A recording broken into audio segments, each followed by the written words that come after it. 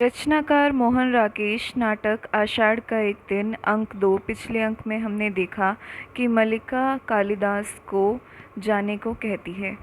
अंक 2। कुछ वर्षों के अनंतर वही प्रकोष्ठ की स्थिति में पहले से कहीं अंतर आ गया। लिपाई कई स्थान से उखड़ रही है।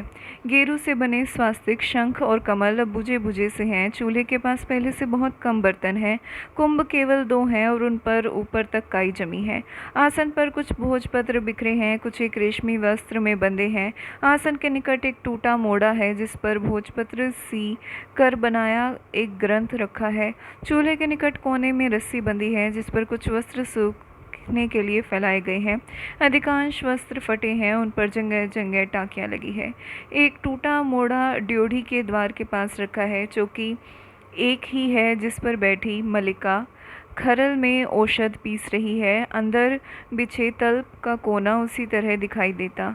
अंबिका तल्प पर लेटी है। बीच बीच में वह करवट बदल लेती है। निक्षेप बाहर से आता है। मल्लिका अपना अंशुक ठीक करती। निक्षेप, अब कैसा है अंबिका का स्वास्थ्य? वैसे ही ज्वर आता है अभी। पहले से कुछ भी अंतर नहीं पड़ा? लगता तो नहीं। 2 वर्ष से निरंतर एक सा ज्वर। मल्लिका ठंडी सांस भरकर पीसी हुई औषध पत्थर से कटोरे में डालने लगती है। निक्षेप मोड़ा खींचकर उसके पास आ बैठता है। वास्तव में अंबिका बहुत चिंता करती है। मल्लिका औषध भी ठीक से नहीं खाती। औषध में दूध और शहद मिलाकर हिलाने लगती। निक्षेप अपनी उंगलियां उलझाए उसे देखता रहता। निक्षेप, तुम्हारा स्वास्थ्य कैसा है? मल्लिका, ठीक है। दुबली होती जा रही। बहुत दिन से राजधानी की ओर से कोई व्यक्ति नहीं आया। कभी कभी सोचता हूँ एक बार उज्जैनी जाकर उनसे मिल आऊँ। क्यों? कई बातें करना चाहता हूँ। कई बार लगता है कि दोष मेरा ही है। किस बात का? बात तुम जानती हो। मैंने आशा नहीं की थी कि उज्जैनी जाकर कालिदास इस तरह वहाँ के हो जाएंगे, और मुझे प्रसन्नता है कि वहाँ रहकर इतने व्यस्त हैं। यहाँ उन्होंने केवल ऋतु संहार की रचना की। वहाँ उन्होंने कई नई काव्यों की रचना की। 2 वर्ष पहले जो व्यवसायी आए थे उन्होंने कुमार संभव और मेघदूत की प्रतियाँ मुझे ला दी। बता रहे थे कि उनके एक और बड़े काव्य की बहुत चर्चा है, परंतु उसकी प्रति उन्हें नहीं मिल पाई। निक्षेप, यूँ तो सुना है उन्होंने कुछ नाटकों की भी रचना की है जो उज्जैनी की रंगशालाओं में खेले गए। फिर भी क्या? मुझे कहते दुख होता है। उन्हीं व्यवसायियों के मुंह से और भी तो कई बातें सुनी थी। व्यक्ति उन्नति करता है तो उसके नाम के साथ कई तरह के अपवाद जुड़ने लगते हैं। मैं अपवाद की बात नहीं कर रहा। सुना यह भी था कि गुप्त वंश की राजदुहिता से उनका विवाह हो गया है। तो इसमें बुरा क्या है? एक तरह से देखें तो बुरा नहीं भी है, परंतु यहाँ रहते उनका जो आग्रह था कि जीवन भर विवाह नहीं करेंगे। रुक कर उसकी ओर देखता है। उस आग्रह का क्या हुआ? उन्होंने यह नहीं सोचा कि उनके इसी आग्रह की रक्षा के लिए तुमने। अंबिका, उनके प्रसंग में मेरी बात कहीं नहीं आती। मैं अनेकानेक साधारण व्यक्तियों में से हूँ। वे असाधारण हैं। उन्हें जीवन में असाधारण का ही साथ चाहिए था। सुना है राजदुहिता बहुत विदुषी है। निक्षेप, हाँ सुना है। बहुत शास्त्र दर्शन पढ़ी हैं। मैंने कहा है ना कि एक तरह से देखें तो इसमें कुछ बुरा नहीं, परंतु दूसरी तरह से देखने पर बहुत ग्लानि होती है। मल्लिका, इसके विपरीत मुझे अपने से ग्लानि होती है कि यह ऐसे मैं उनके प्रगति में बाधा भी बन सकती थी। आपके कहने से मैं उन्हें जाने के लिए प्रेरित न करती तो कितनी बड़ी क्षति होती। निक्षेप, यह तो दुख है कि मेरे कहने से तुम ऐसा न करती तो आज तुम्हारे जीवन का रूप यह न होता। मल्लिका, मेरे जीवन में पहले से क्या अंतर आया?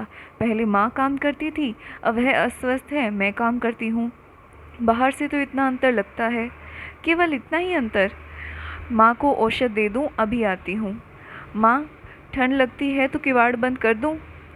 निक्षेप, लगता है आज फिर कुछ लोग बाहर से आए हैं। कौन लोग? संभवतः राज्य के कर्मचारी। 2 वैसी ही आकृतियां मैंने देखी जैसी तब देखी जब आचार्य कालिदास को लेने आए थे। वैसी आकृतियां? जानते हैं माँ इस संबंध में क्या कहती हैं? कहती हैं कि जब भी ये आकृतियां दिखाई देती हैं कोई न कोई अनिष्ट होता है, कभी युद्ध, कभी महामारी। परंतु पिछली बार तो ऐसा कुछ नहीं हुआ। निक्षेप, नहीं हुआ? मल्लिका, क्या हुआ? और जो कुछ हुआ वह तो अच्छा ही था। हवा में आजकल इतनी नमी रहती है कि वस्त्र घंटों नहीं सूखते। निक्षेप, नहीं, परंतु नहीं, कैसे? मलिका, सहसा उत्तेजित क्यों हो उठे आर्य निक्षेप? मैंने अभी एक और आकृति को घोड़े पर जाते देखा। तो क्या हुआ? आपको भी माँ की तरह अनिष्ट की आशंका हो रही है? वह एक बहुत परिचित आकृति है मलिका। परिचित आकृति? मुझे विश्वास है वे स्वयं कालिदास हैं। कालिदास? यह कैसे संभव है? मैंने अपनी आंखों से देखा, वे घोड़े दौड़ाते पर्वत शिखर की ओर गए।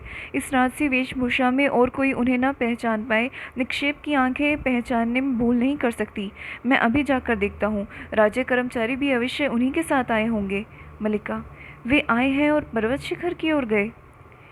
अपनी उंगली को दांतों से काटती और पीड़ा का अनुभव होने पर यंत्र चालित सी झरोके के पास चली आती। ड्योढ़ी से रंगनी और संगिनी आती हैं। मलिका आश्चर्य से उनकी ओर देखती है। रंगिणी संगिनी को आगे करती है। रंगिणी, इससे पूछ, हम अंदर आ सकती हैं? संगिनी, तू पूछ। रंगिनी, अच्छा मैं पूछती हूँ। सुनो, यह तुम्हारा घर है? मलिका, हाँ हाँ, आइए, आप मेरे यहाँ आए हैं। रंगिनी, हम विशेष रूप से किसी के यहाँ नहीं आए, समझ लो कि यूं ही आए हैं ग्राम प्रदेश में घूमती हुई। संगिनी, हम यहाँ के घर देखना चाहती है। रंगिनी, और यहाँ के जीवन का अध्ययन करना चाहती है। संगिनी, पहले मैं परिचय दे दूँ? यह रंगिनी उज्जैनी के नाट्य केंद्र में नृत्य का अभ्यास करती, नाटक लिखने में भी इसकी रुचि है। रंगिनी, और यह संगिनी उसी केंद्र में मृदंग और वीणा वादन सीखती, बहुत सुंदर प्रणय गीत लिखती, अब गद्य की ओर रही है। और तुम्हारा परिचय?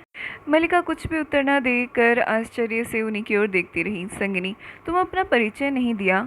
मेरा परिचय कुछ भी नहीं। आइए, यहाँ आसन पर बैठिए। हम बैठने के लिए नहीं, अध्ययन करने के लिए आई हैं। इस स्थान को आप लोग क्या कहते हैं? किस स्थान को? इसका अभिप्राय सारे स्थान से है जहाँ इस समय हम हैं। उज्जैनी में हम इसे प्रकोष्ठ कहते हैं। यहाँ तुम लोग क्या कहते हो? मलिका, प्रकोष्ठ? प्रकोष्ठ को तुम लोग भी प्रकोष्ठ कहते हो? और कुंभों के निकट जाकर एक कुंभ को छूती है, इसे कुंभ? कुंभ? प्रकोष्ठ को प्रकोष्ठ और कुंभ को कुंभ? निराशा से कंधे हिलाती। संगिनी, देखो यहाँ के कुछ स्थानीय शब्द नहीं हैं। मलिका, स्थानीय शब्द? हाँ, आंचलिक शब्द। जैसे पतंजलि ने लिखा है कि यद्वा को कुछ लोग यरवा बोलते हैं, तद्वा को तरवा, यरवाण स्त्रवाण ऋष्यो बभूवु।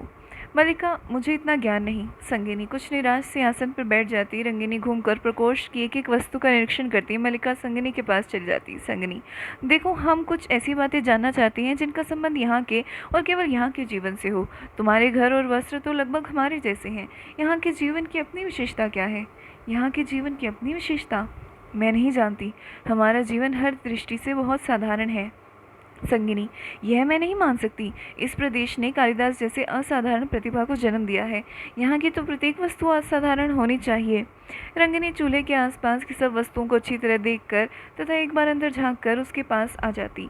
रंगिनी, देखो, मैं तुम्हें समझाती हूँ। बात यह है कि राजकीय नियोजन से हम दोनों कवि कालिदास के जीवन की पृष्ठभूमि का अध्ययन कर रही। तुम समझ सकती हो कि यह कितना बड़ा और महत्वपूर्ण कार्य है, परंतु यहाँ घूमकर हम तो लगभग निराश हो चुकी। यहाँ कुछ सामग्री है ही नहीं। संगिनी, अच्छा, यहाँ के कुछ वनस्पतियों के नाम बताइए। कैसे वनस्पति? कैसे वनस्पति?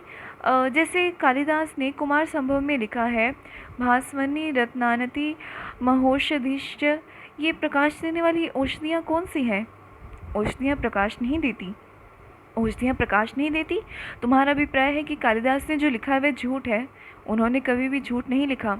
उन्होंने तो लिखा है कि रहने दे संगिनी, यह यहाँ के संबंध में विशेष कुछ नहीं जानती। संगिनी भी निराश से मुंह बिचकाकर उठ खड़ी होती। संगिनी, अच्छा, तुम्हारा बहुत समय नष्ट किया, क्षमा करना। चल रंगिनी। दोनों चली जाती हैं। मलिका ड्योढ़ी का किवाड़ बंद कर देती है, आसन के पास जाकर नीचे बैठ जाती और बिखरे पृष्ठों पर सिर टिका देती। उसकी आंखें मूंद जाती। मलिका, आज वर्षों के बाद तुम लौट कर आए हो। सोचती थी तुम आओगे तो उसी तरह मेघ घिरे होंगे, वैसा ही अंधेरा सा दिन होगा, वैसे ही एक बार वर्षा में भीगूंगी और तुमसे कहूँगी कि देखो, मैंने तुम्हारी सब रचनाएं पढ़ी हैं। उज्जैनी की ओर जाने वाले व्यवसायियों से कितना कितना कहकर मैंने तुम्हारी रचनाएं मंगाई हैं। सोचती थी तुम्हें मेघदूत की पंक्तियां गा गा कर सुनाऊंगी, पर्वत शिखर से घंटा ध्वनियां गूंज उठेंगी और मैं अपनी यह भेंट तुम्हारे हाथ में रख दूंगी। कहूंगी कि देखो, ये तुम्हारी नई रचना के लिए ये कोरे पृष्ठ मैंने अपने हाथों से बनाकर सिए हैं। इन पर तुम जब जो भी लिखोगे उसमें मुझे अनुभव होगा कि मैं भी कहीं हूँ, मेरा भी कुछ है। परंतु आज तुम आए हो तो सारा वातावरण ही और नहीं सोच पा रही कि तुम भी वही हो या कोई किवाड़ खटकाता है। वह अपने को झटक कर उठ खड़ी होती है और जा किवाड़ खोल देती है। ड्यूडीज में अनुस्वार और अनुनासिक साथ साथ खड़े दिखाई देते हैं। मलिका उन्हें देखकर असमंजस में पड़ जाती है। अनुस्वार, मुझे विश्वास है कि मैं इस समय देवी मलिका के सामने खड़ा हूँ। कहिए। देव मातृगुप्त के अनुचरों का अभिवादन स्वीकार कीजिए। दोनों झुककर अभिवादन करते हैं। मलिका भौचक्की सी उन्हें देखती है। मलिका, देव मातृगुप्त? देव मातृगुप्त कौन है? अनुस्वार, ऋतु संहार, कुमार संभव, मेघदूत एवं रघुवंश के प्रणेता, कविंद्र, राजनीति निष्णात आचार्य तथा कश्मीर के भावी शासक देव मातृगुप्त की राजमहिषी गुप्तवंश दुहिता परम विदुषी देवी प्रियंगु मंजरी आपके साक्षात्कार के लिए उत्सुक है और शीघ्र ही यहाँ आना चाहती है। हम उनके अनुचर आपको इसकी पूर्व सूचना दे रहे हैं।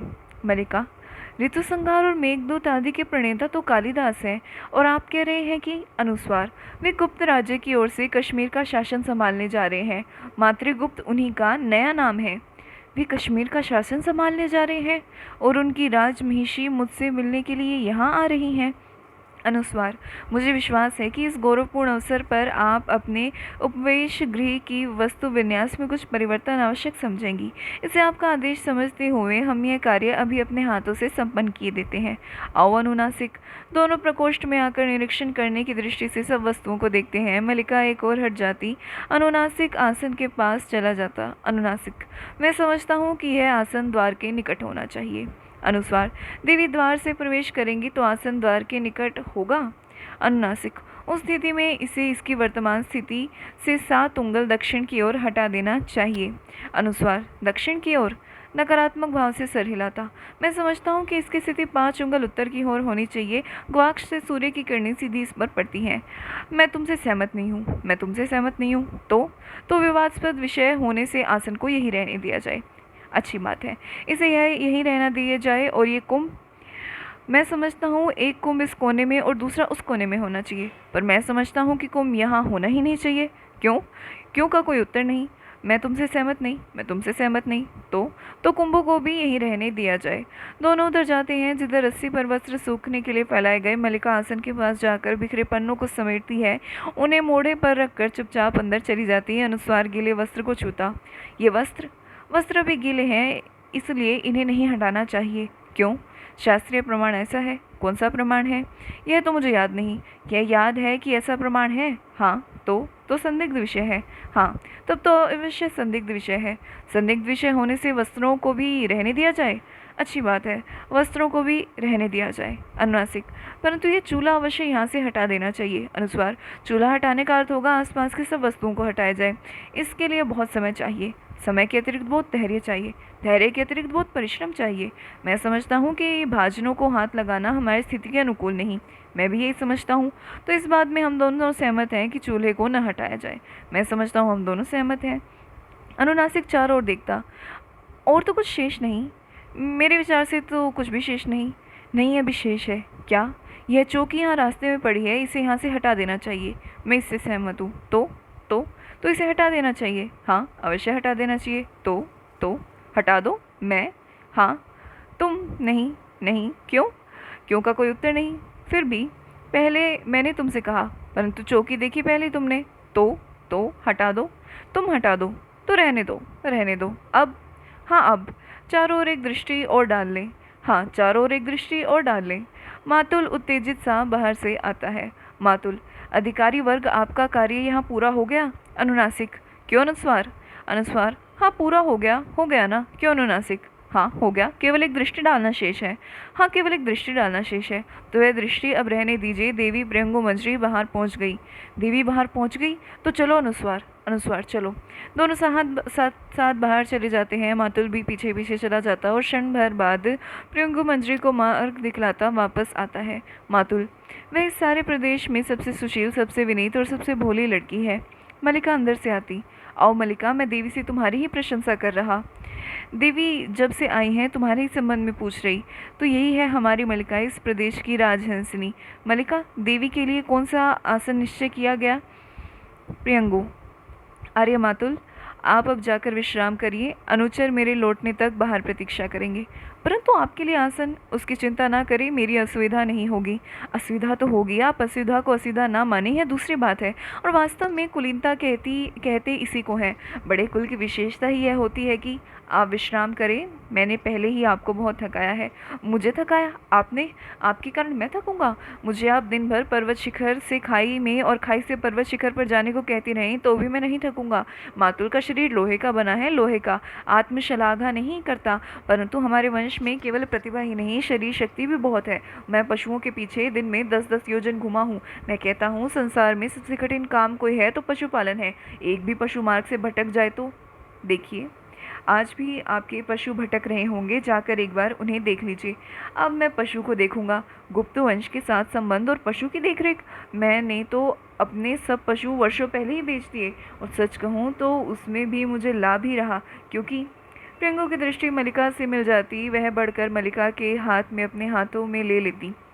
प्रियंगु, सचमुच वैसी ही हो जैसी मैंने कल्पना की थी। मलिका कुछ अव्यवस्थित होकर उसे देखती रहती। मलिका, मातुल, क्योंकि अच्छा, तो मुझे अनुमति दीजिए, घर में कई कुछ बिखरा पड़ा है, कई तरह की व्यवस्था करनी है, तो अनुचर आपकी प्रतीक्षा करेंगे।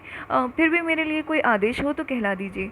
मलिका, देवी के बैठने का कुछ तो व्यवस्था कर दो, नहीं ये यूं ही खड़ी रहेंगी। अच्छा मैं चल रहा हूँ, कोई आदेश हो तो कहला दीजिए। आप चले, यहाँ के लिए चिंता करने की आवश्यकता नहीं।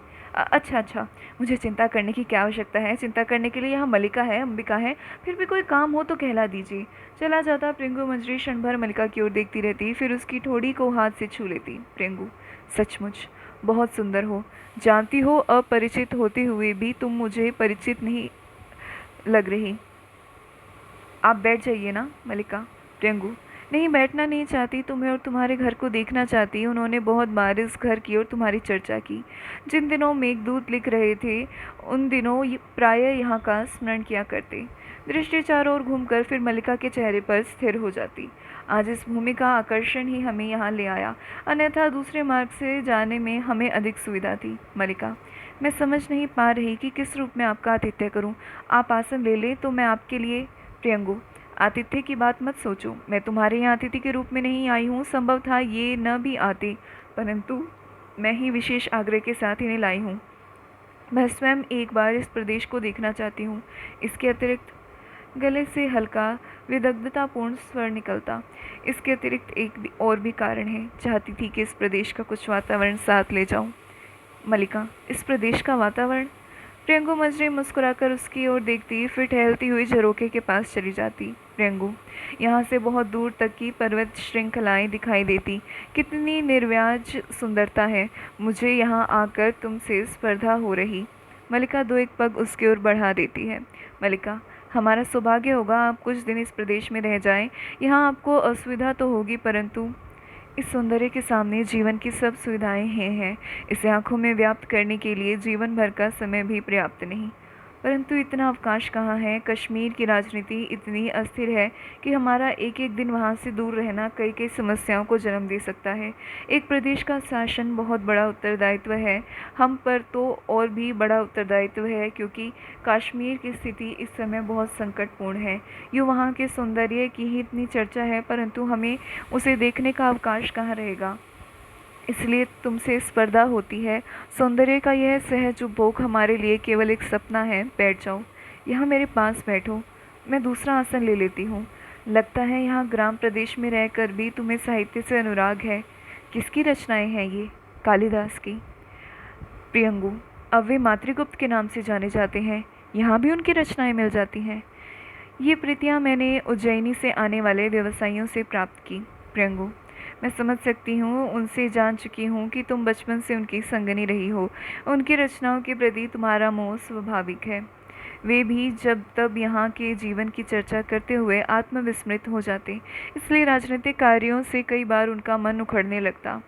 ऐसे अवसरों पर उनके मन को संतुलित रखने के लिए बहुत प्रयत्न करना पड़ता। राजनीति साहित्य नहीं है, उसमें एक एक क्षण का महत्व है। कभी एक क्षण के लिए भी चूक जाए तो बहुत बड़ा अनिष्ट हो सकता। राजनीतिक जीवन की धुरी में बने रहने के लिए व्यक्ति को बहुत जागरूक रहना पड़ता है। साहित्य उनके जीवन का पहला चरण था, अब वे दूसरे चरण में पहुंच चुके हैं। मेरा अधिक समय इसी आयास में बीता है कि उनका बढ़ा हुआ चरण पीछे न हट जाए। बहुत परिश्रम करना पड़ता है इसमें। मुस्कुराने का प्रयत्न करती है। तुम ऐसा नहीं समझती मलिका, मैं राजनीतिक जीवन के संबंध में कुछ भी नहीं जानती, क्योंकि तुम ग्राम प्रदेश में ही रही हो। बैठी रहो। मैंने तुमसे कहा था कि मैं यहाँ का कुछ वातावरण साथ ले जाना चाहती हूँ। यह इसलिए कि उन्हें अभाव का अनुभव न हो, उससे कई बार बहुत क्षति होती है। वे व्यर्थ में धैर्य खो देते हैं, जिसमें समय भी जाता है, शक्ति भी। उनके समय का बहुत मूल्य है। मैं चाहती हूँ उनका समय उस तरह नष्ट ना हुआ करे। मलिका के सामने आकर रुक जाती। इसलिए मैं यहाँ से कई कुछ अपने साथ ले जा रही। कुछ हरिण शावक जाएंगे, जिनका हम अपने उद्यान में पालन करेंगे। यहाँ की औषधियाँ उद्यान के क्रीड़ाशैल पर तथा आसपास के प्रदेश में लगवा दी जाएंगी। हम यहाँ से कुछ घरों का भी वहाँ निर्माण करेंगे। मातुल और उनका परिवार भी साथ जाएगा। यहाँ से कुछ अनाथ बच्चों को भी वहाँ ले जाकर हम शिक्षा देंगे। मैं समझती हूँ इससे अंतर पड़ेगा। फिर टहलती हुई प्रकोष्ठ के दूसरे भाग में चली जाती।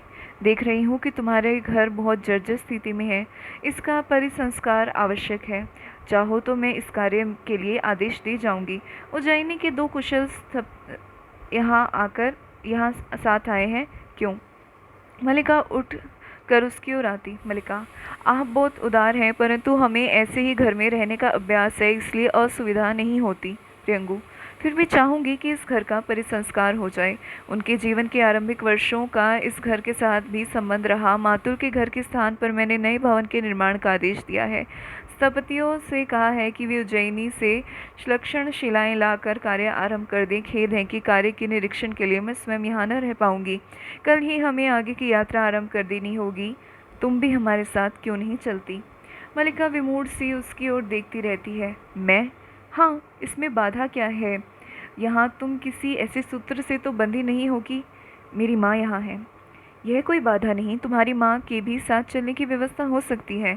हमारे स्थपति इस घर का परिसंस्कार करते रहेंगे। तुम वहाँ मेरे साथ मेरी संगिनी के रूप में रहोगी।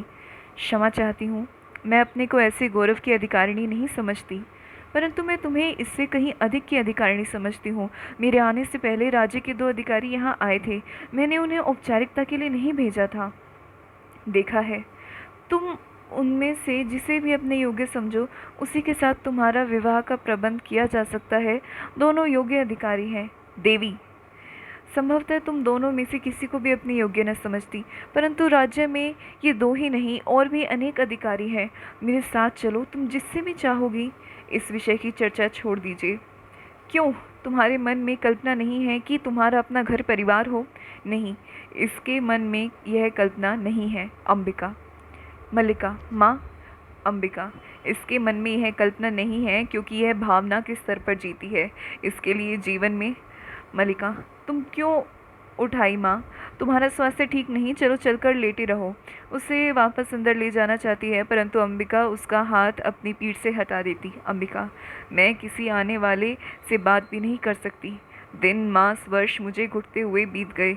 मेरे लिए यह घर घर नहीं, एक काल गुफा है, जिसमें मैं हर समय बंद रहती। और तुम चाहती हो मैं किसी से बात भी ना करूं? चलने की चेष्टा में गिरने को हो जाती, उसे संभाल लेती। मल्लिका, परंतु माँ, तुम स्वस्थ नहीं हो। अंबिका, तुम्हारी अपेक्षा मैं फिर भी अधिक स्वस्थ हूँ। प्रियंगु के पास जाकर उसे सर से पैर तक देखती। यह घर सदा से इस स्थिति में नहीं है राजवधु। मेरे हाथ चलते थे तो मैं प्रतिदिन इसे लीपती बुहारती थी। यहाँ की हर वस्तु इस तरह गिरी टूटी नहीं थी, परंतु आज तो हम दोनों माँ बेटी भी यहाँ टूटी सी पड़ी रहती हैं। यह सब इसलिए कि प्रियंगु, मैं देख रही हूँ कि घर की स्थिति अच्छी नहीं। मल्लिका मेरे साथ चल सकती है तो समस्या वैसे ही सुलझ जाती, परंतु अब भी जो कुछ संभव है मैं कर जाऊँगी। सपनियों को आदेश दे जाऊँगी कि इस घर को गिराकर इसके स्थान पर मलिका, ऐसा मत कीजिए, इस घर को गिराने का आदेश मत दीजिए। प्रियंगु, मैं तुम्हारी सुविधा के लिए कह रही हूँ। तुम्हें इसमें असुविधा है तो ठीक है, मैं ऐसा आदेश नहीं दूंगी। फिर भी चाहती हूँ कि तुम्हारे लिए कुछ न कुछ कर सकूँ। इस समय और नहीं रुक सकती। कल की यात्रा से पहले कई आवश्यक कार्य पूरे करने हैं। यूँ तो इस समय भी अवकाश नहीं था, पर मैंने आना आवश्यक समझा। वे पर्वत शिखर की ओर घूम गए थे, मैं इस बीच इधर चली आई। अच्छा। मलिका की उंगलियां उलझ जाती और आंखें झुक जाती। अंबिका अपने आवेश में दो एक पग प्रियंगु की ओर बढ़ जाती। अंबिका, मैं तुमसे कुछ कहना चाहती थी राजवधु। तुम्हें बताना चाहती थी कि हम लोग खांसने लगती है और शब्द खांसी में डूब जाते। प्रियंगु मछली द्वार के पास से मुड़कर उसकी ओर देखती। प्रियंगु, मैं आपका कष्ट समझ रही हूँ। जो भी सहायता मुझसे बन पड़ेगी अवश्य करूँगी। इस समय अनुचर प्रतीक्षा कर रहे हैं, इसलिए। गंभीर मुस्कुराहट के साथ मलिका को देखकर सर हिलाती और चली जाती। अंबिका आवेश से शिथिल उस ओर देखती रहती, फिर गिरती सी आसन पर बैठ जाती और कुछ पन्ने उठाकर मलिका की ओर बढ़ा देती। अंबिका, लो, मेघदूत की पंक्तियाँ पढ़ो। इन्हीं में ना कहती थी, उसके अंतर की कोमलता साकार हो उठी है। आज इस कोमलता का और भी साकार रूप देख लिया। मलिका ठगी सी उसकी ओर देखती रही। आज वह तुम्हें तुम्हारी भावना का मूल्य देना चाहता है तो क्यों नहीं स्वीकार कर लेती। घर की भित्तियों का परिसंस्कार हो जाए और तुम उन्हें यहाँ परिचारिका बनकर रह सकोगी। इससे बड़ा और क्या सौभाग्य तुम्हें चाहिए। राजकन्या अपनी जीवन दृष्टि है माँ। राजकन्या की अपनी जीवन दृष्टि है माँ, उसके लिए और कोई कैसे उत्तरदायी है। अंबिका, परंतु राजकन्या के यहाँ आने के लिए कौन उत्तरदायी है। निसंदेह वह किसी की इच्छा के बिना यहाँ नहीं आई। राज्य के स्थपति से घर की भित्तियों का परिसंस्कार कर देंगे। आज वह शासक है, उसके पास संपत्ति है। उस शासन और संपत्ति का परिचय देने के लिए इससे अच्छा और क्या उपाय हो सकता है। परंतु माँ कुछ नहीं जानती, कुछ नहीं समझती। माँ भावना की गहराई तक नहीं जानती। माँ विलोम, इस तरह शुभ क्यों हो अंबिका। आज तो सारा ग्राम तुम्हारे सौभाग्य पर तुम्हारी स्पर्धा कर रहा है। राजकीय पगधूली घर में पड़ती है तो लोग गौरव का अनुभव करते हैं। ऐसा अवसर हर किसी के जीवन में कहाँ आता है। अंबिका, यह अवसर देखने के लिए ही तो मैंने आज तक का जीवन जिया है। इतना बड़ा सौभाग्य हमारे शूद्र जीवन में कहाँ समा सकता है। चलो, मैं स्वयं चलकर सारे ग्राम में इस सौभाग्य की घोषणा करूंगी। हमारे वर्षों के अभाव और दुख कितना बड़ा फल लाए हैं कि राज्य के स्थपति हमारे घर की भित्तियों का परिसंस्कार कर देंगे। विलोम, बैठ जाओ अंबिका, आज ग्राम के पास तुम्हारी बात सुनने का अवकाश नहीं है। ग्राम के लोग आज व्यस्त हैं, उन्हें बाहर से अतिथियों के लिए कई तरह की सामग्री जुटानी है। अतिथि आज यहाँ के पत्थर तक बटोर कर ले जाना चाहते हैं। मलिका, यहाँ के पत्थर पहले भी मूल्यवान थे आर्य विलोम। यह और बात है कि पहले किसी ने उनका मूल्य नहीं समझा। अंबिका, तो जाकर तुम भी बटोर क्यों नहीं लेती। संभव है कि फिर लोग यहाँ कोई पत्थर शेष न रहने दें और तुम्हारी भावना के लिए कोई आधार ही न रह जाए। मलिका, बैठ जाओ माँ, तुम्हारा स्वास्थ्य ठीक नहीं है। विलोम, ग्राम में चारों ओर बहुत उत्साह है। यह दिन इस प्रदेश के जीवन का सबसे बड़ा उत्सव है।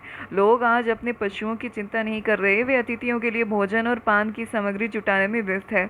उस सामग्री में कुछ हरिण शावक भी होंगे जो राजकन्या के विशेष आदेश पर एकत्रित किए जा रहे हैं। मलिका, यह सच नहीं है। सच नहीं है। इंद्रवर्मा और विष्णुदत्त को राजकन्या ने स्वयं आदेश दिया है कि उस आदेश का कुछ और अर्थ भी हो सकता है। और अर्थ क्या? और अर्थ हो सकता है क्या राजकन्या ऋण शावकों के साथ खेला करेंगी या उज्जैनी के कलाकार उनकी अनुकृतियां बनाएंगे। यह भी एक मनोरंजक विषय है कि राज परिवार के साथ आए राजधानी के कलाकार आज यहाँ की हर वस्तु की अनुकृतियां बनाते घूम रहे। यहाँ का कोई पेड़ पत्ता तिनका शेष नहीं रहा जिसकी वे अनुकृति बनाकर नहीं ले जाएंगे। मलिका, इसका भी कुछ दूसरा अर्थ हो सकता है। विलोम झरोके के पास से हटकर उसकी ओर आता। विलोम, मैं कब कहता हूँ कि दूसरा अर्थ नहीं, अर्थ बहुत स्पष्ट है। वे यहाँ की हर वस्तु को विचित्र के रूप में देखते हैं और उस विचित्र को यहाँ से जाकर दूसरों को दिखाना चाहते हैं। तुम, मैं, यह घर, ये पर्वत सब उनके लिए विचित्र के उदाहरण हैं। मैं तो उनके सूक्ष्म और समर्थ दृष्टि की प्रशंसा करता हूँ, जो यहाँ वैचित्र नहीं वहाँ भी वैचित्र देख लेती हैं। एक कलाकार को मैंने यहाँ की धूप में अपनी छाया की अनुकृति बनाते देखा है। अंबिका, यहाँ की धूप में उन्हें अपनी छाया अवश्य और सी लगती होगी। वह कौन राक्षसी थी जो जिस किसी जीव को उसकी छाया से पकड़ लेती थी। बोलते बोलते फिर हाँफने लगती है। मैं चाहती हूँ कि मैं भी वही राक्षसी होती जिससे आज मैं। मलिका, तुमसे कहा है माँ, तुम विश्राम करो, बात मत करो। आर्य विलोम, माँ का स्वास्थ्य ठीक नहीं, इन्हें इस समय विश्राम करने दीजिए। विलोम, हाँ अंबिका को तुम अंदर ले जाओ। ग्राम का उत्सव कोलाहल अंबिका के मन को और अशांत करेगा। मैं तो केवल उत्सव की सूचना देने आया था। आश्चर्य है कि कालिदास ने यहाँ आना उचित नहीं समझा। कल तो सुनते हैं कि वे लोग भी चले जाएंगे। अंबिका, उसने आना उचित नहीं समझा क्योंकि वह जानता है कि अंबिका अभी जीवित है। विलोम, परंतु मैं समझता हूँ कि वह एक बार आएगा अवश्य। उसे आना चाहिए। व्यक्ति किसी संबंध को ऐसे नहीं तोड़ता, और विशेष रूप से वह जिसे एक कवि का कोमल हृदय प्राप्त हो। तुम क्या सोचते हो मलिका? उसे एक बार आना चाहिए। मलिका, मैंने आपसे अनुरोध किया है आर्य विलोम कि इस समय माँ का विश्राम करने दीजिए। आपकी बातों से माँ का मन विक्षुब्ध होता है।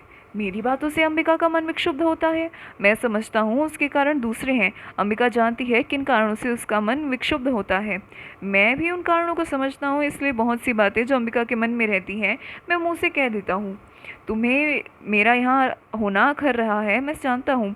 यह कोई नई बात नहीं, परंतु मैं कुछ भी देर और यहाँ रहना चाहता हूँ। पर्वत शिखर की ओर से एक अश्वारोही को आते देख रहा हूँ। संभव है इस बार कुछ क्षण के लिए वह यहाँ रुकना चाहे।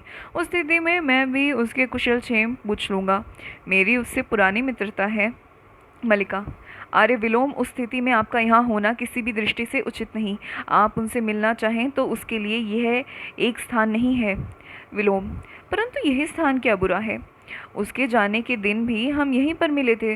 वर्षों के बाद उसी स्थान पर मिलने से अंतराल का अनुभव नहीं होगा। मलिका, मैं अनुरोध करती हूँ कि आप इस समय यहाँ ठहरने का हट ना करें। मैं कह रही हूँ आप चले जाइए। यह मेरा घर है। मैं नहीं चाहती कि आप इस समय मेरे घर में हो।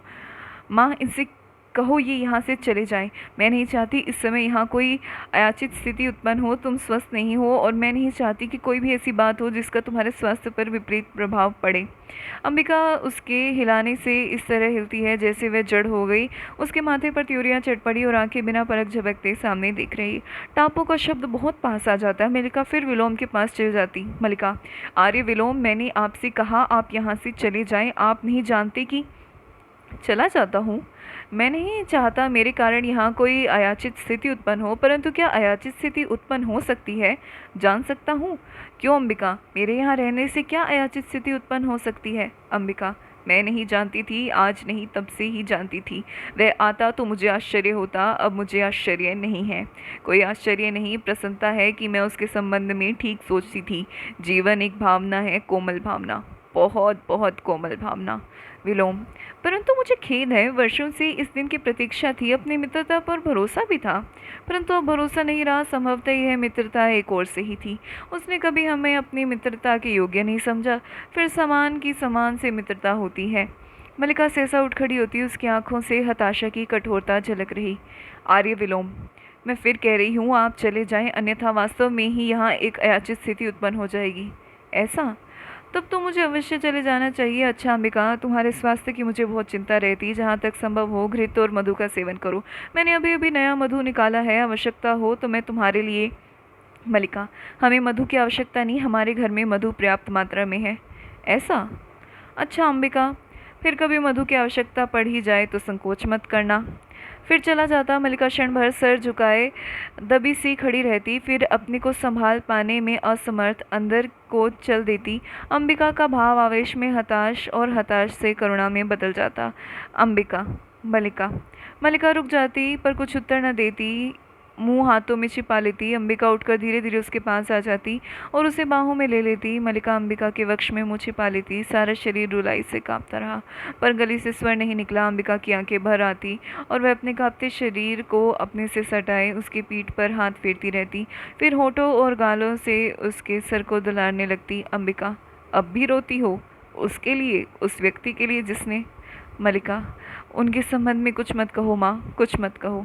सिसकने लगती है। अंबिका उसे सहारे से वहीं बैठा लेती और उसकी सिसकती पीठ पर झुक जाती।